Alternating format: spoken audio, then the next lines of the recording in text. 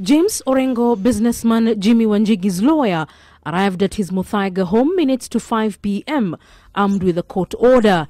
Despite having the documents, he was not allowed into the compound by police and was left with no choice but to stick the order on the wall of the gate to the compound. Order notwithstanding, which is from a subordinate court, orders were given that they should stop any trespass or interference with the private residence, and that then were ordered to serve the Inspector General and Director of Public Prosecutions with this application.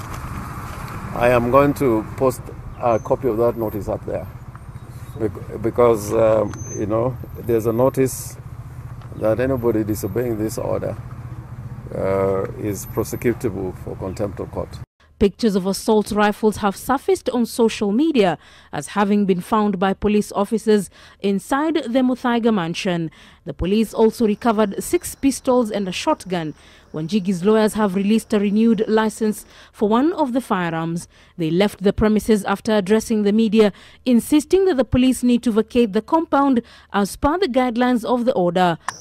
After an all-night stakeout inside the compound of the Muthaiga home of businessman Jimmi Wanjigi, police officers finally got access inside the expansive mansion mid-Tuesday morning.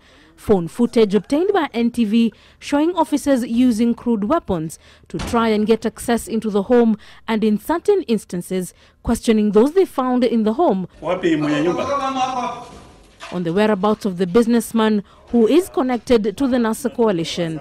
While the police officially got the legal mandate to ransack 3 establishments linked to Wanjigi, we do not deny that the police have the right to arrest any person if there are circumstances to justify such an arrest.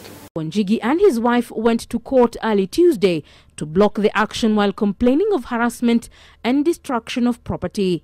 In his ruling, High Court Judge Enoch Chacha Mwita ordered the police not to commit any action of destruction on Wanjigi's premises, while also giving him an anticipatory bail of 50,000 Kenya shillings and keeping off the police from arresting him until Thursday, the 19th of October. And he shall not be threatened or arrested or in any other manner threatened with arrest.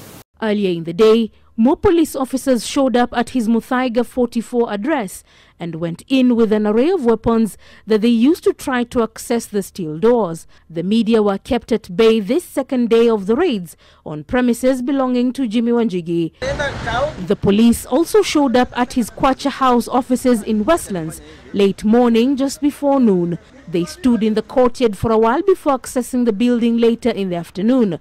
After engaging with the officers, we learned that there were 6 officers in the compound who told us they were waiting for instructions and backup from the teams that were at the Muthaiga house.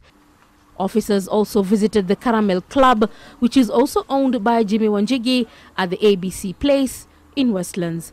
The government has termed the raids on these establishments a matter of national security after several guns and ammunition were found at a villa in Malindi town owned by Mr. Wanjigi.